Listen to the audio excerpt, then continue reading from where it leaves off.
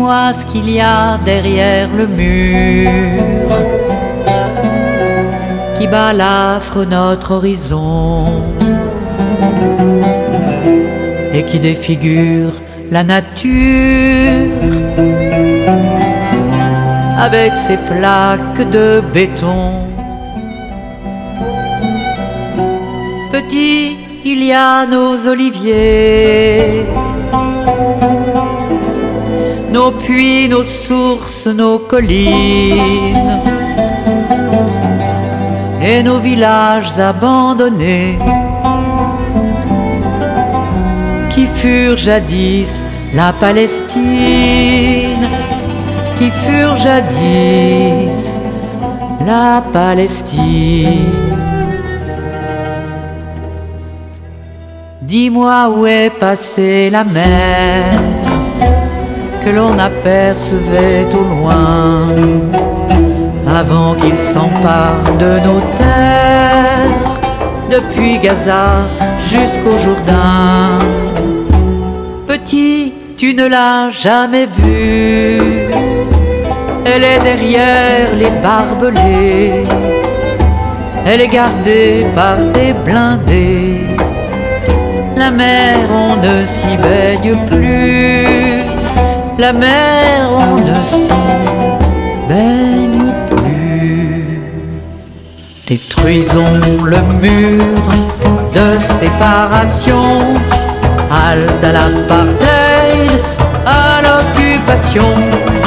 L'exil de nos frères bientôt finira, Palestine vivra, Palestine vaincra. Dis-moi ce qu'il y a derrière ce mur qui a coupé en deux nos vergers. On n'entend même plus le murmure du vent dans les arbres fruitiers. Des milliers d'arbres déracinés, tombés comme des héros sans gloire, témoignent de ce qu'ils t'ont volé. Petit ton pays, ton histoire, petit ton pays, ton histoire. Pourquoi les enfants de Gaza, assassinés par leurs missiles? Où sont Ahmed et Zakaria et Muhammad et Ismaïl? Petit l'occupant. Alors, je voudrais vous dire que pour moi, la coopération décentralisée, les jumelages, les échanges ont ce côté humain qui est très nécessaire dans les conflits politiques du monde. Pas seulement pour nous, pour les Africains, pour les Ukrainiens, pour toutes les personnes qui deviennent sujets de la télévision et de la presse écrite et de la radio, qui, comme s'ils tapaient sur le nerf des gens, parce qu'il y a des gens qui disent « Je suis fatigué, Leïla, d'entendre parler de la Palestine et d'Israël. » Je les comprends, vraiment, je les comprends, parce que n'importe quel être humain a envie de sentir que les choses avancent. On a parlé de la Palestine en 1948, il y a eu la Nakba, ça veut dire qu'on a expulsé les Palestiniens à 80% de leur pays. C'est les gens qui sont devenus réfugiés, que je vous ai présenté.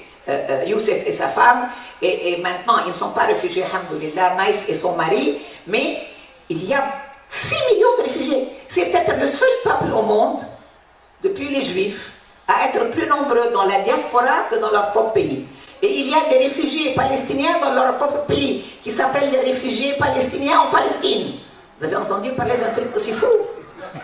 Alors, première guerre, qui nous a coûté la disparition de notre nom. Il était écrit sur les cartes du monde Palestine. En 24 heures, comme pour les Ukrainiens, le mot Palestine a disparu.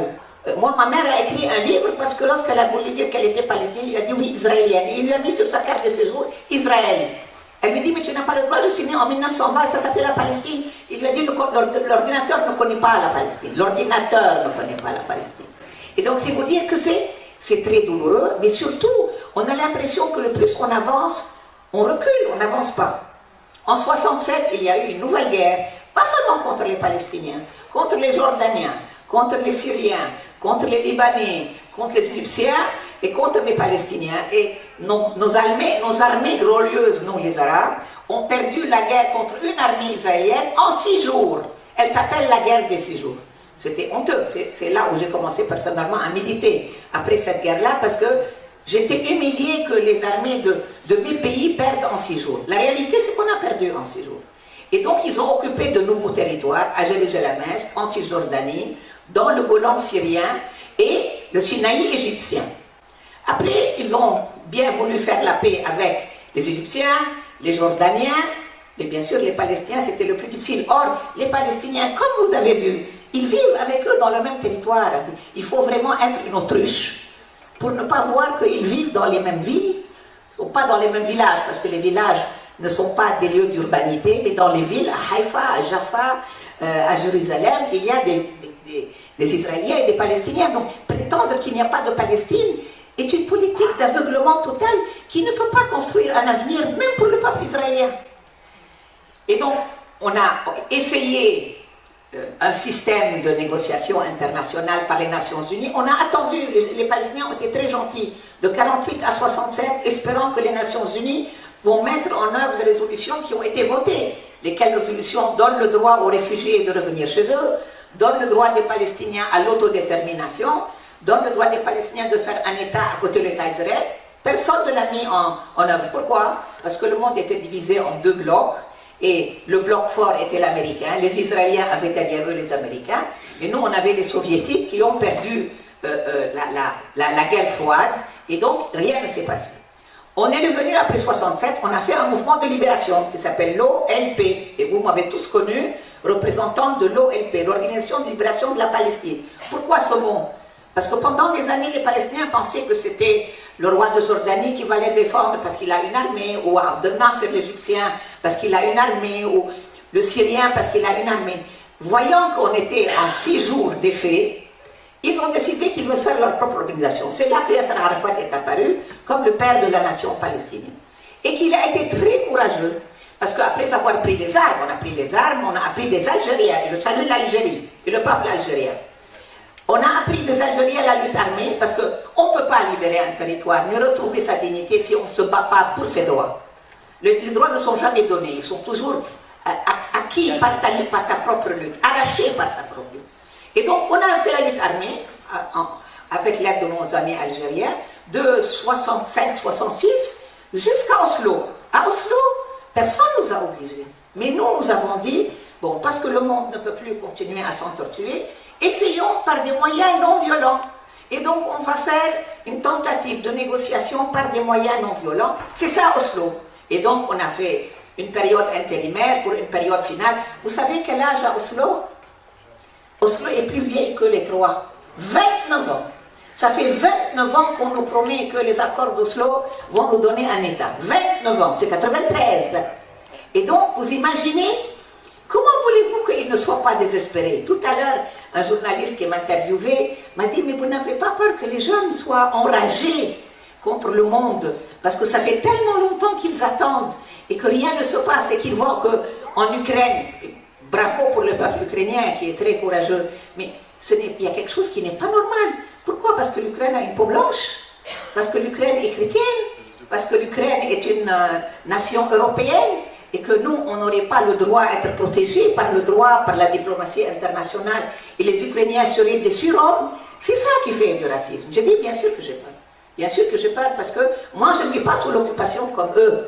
L'occupation est quelque chose de... Ils peuvent perdre des parents, des frères, des sœurs, être handicapés, comme elle vous a dit. Il a les intestins à l'extérieur de son ventre, 7. Et ils ne peuvent même pas être soignés. D'autres ont perdu leurs yeux. Et ils n'ont pas le droit d'aller se faire soigner à l'extérieur. Ils n'ont même pas de passeport pour sortir. Et donc, bien sûr, il peut y avoir une frustration, une colère, même un retour de très grande violence. Personnellement, j'ai passé, je vous ai dit, j'ai 73 ans, j'ai passé ma vie à militer, pas seulement pour la Palestine, pour l'Algérie. Je dis à une de nos amies ici présentes, j'ai commencé par militer pour l'Algérie. J'ai milité pour mai 68. J'ai milité pour les travailleurs immigrés. J'ai milité pour le Liban, laïque.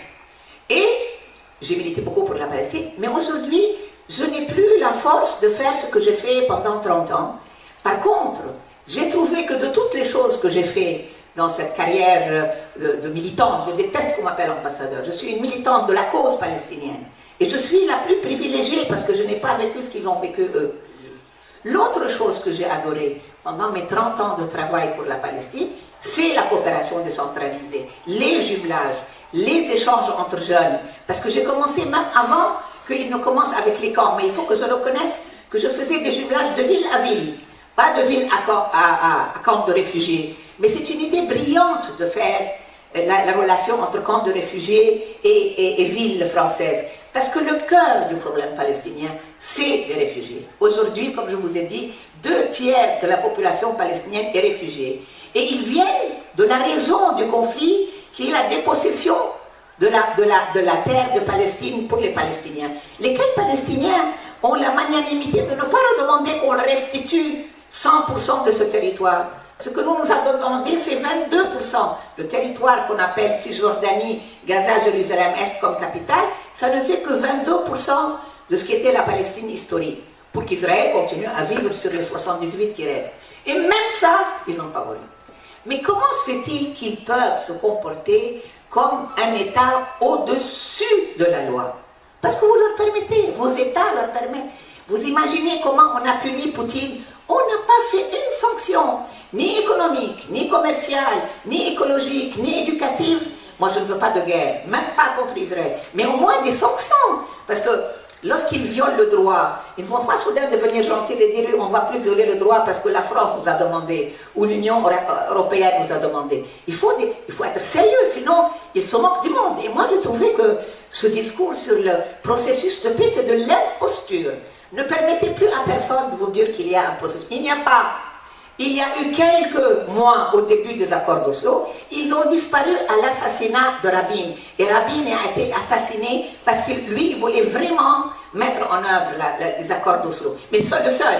Pérez n'était pas comme lui. Et depuis qu'ils l'ont assassiné, il n'y a plus de négociation. Mais ça ne veut pas dire que nous allons vivre, puisque mon intervention s'appelle « Quel est l'avenir des Palestiniens ?» Vous avez vu comme elles sont fortes? Moi, je regardais le film, je me disais, Habir, c'est Rosa Luxembourg. Je sais qui c'est Rosa Luxembourg. Et donc, j'écoute mon amie, et elle vous raconte comment ils montent dans la montagne. C'est pas qu'ils attendent que l'armée vienne chez eux. Eux, ils vont affronter l'armée pour défendre leur montagne. Et donc, cette génération, et Mohamed pareil, cette génération, elle est plus forte que toutes les armes et les missiles et les tanks, parce qu'ils veulent vivre libres, parce qu'ils savent que le droit est... Et d'ailleurs, toutes les deux ont parlé de résistance non violente, c'est très important. Les trois ont dit, eux, ce qu'ils appellent la résistance populaire, c'est une résistance non violente. Il est évident que si on va se mesurer au niveau des armes, on serait débile, puisqu'ils ont 200 têtes nucléaires. Qu'est-ce qu'on va utiliser, nous? Les petits Kalachnikovs qui ne valent rien, et ça ne sert à rien parce qu'ils sont plus forts. Par contre, la résistance populaire, l'unité d'une société qui a inventé le mot intifada, ça veut dire soulèvement, ça veut dire se remettre debout, reprendre confiance en soi, s'affirmer, affirmer sa dignité. Lui aussi est un Palestinien, né en Syrie, mais aujourd'hui citoyen français. Et donc ils ont la possibilité aujourd'hui de faire un combat qui est internationaliste, et pas seulement nationaliste. Ils n'ont pas besoin qu'on regarde la couleur de leur peau ou qu'on leur demande s'ils sont chrétiens ou musulmans ou juifs, s'ils sont de droite ou de gauche. Tout ce qu'il faut, c'est reconnaître qu'ils ont les mêmes droits que tous les êtres humains sur Terre. Et lorsqu'ils vous trouvent des gens comme vous, et vous êtes nombreux, à venir assister à tout ce week-end magnifique, et vous m'avez fait l'honneur de m'inviter comme invité d'honneur, je crois que ça nous met sur le chemin de quelque chose qui peut obliger le monde à reconnaître notre droit et nous aider avec nos amis israéliens, parce qu'on a quand même aussi des amis israéliens qui ne peuvent plus supporter d'être ni un État raciste, ni un État d'occupation, ni un État d'apartheid. Vous savez, dans une année, il y a une organisation israélienne magnifique qui s'appelle B'Tselem, organisation des droits de l'homme qui milite en Palestine. Il y a Amnesty International, il y a Human Rights Watch, il y a la Commission pour les droits de l'homme des Nations Unies, qui ont dit officiellement dans des rapports que Israël est un État d'apartheid. Le nouveau État d'apartheid, après la décision de l'Afrique du Sud. Vous ne trouvez pas que c'est tragique qu'un peuple qui a souffert autant que le peuple israélien ou le peuple juif, on peut dire comme on veut, se retrouve pointé du doigt comme un État d'apartheid, se trouve nommé comme le dernier État d'occupation militaire dans le monde. Et donc moi je pense que nous avons une responsabilité de faire aujourd'hui une lutte qui n'est pas seulement limitée à la Cisjordanie, à Gaza, elle doit être mondiale, elle doit être déterritorialisée. Tu as des gens en Europe, tu as des gens en Amérique, tu as des gens au Canada, tu as des gens en Israël. On a 2 millions de Palestiniens en Israël. On a des Palestiniens dans les pays arabes. Et ce combat, il ne peut pas être solitaire. Il faut qu'il soit avec des citoyens de tous ces pays. Et comme moi, Isabelle, on milite en France, j'espère que vous le ferez avec nous et avec eux. Et je viens de leur proposer d'adhérer à leur association pour les aider. Et je vous embrasse tous.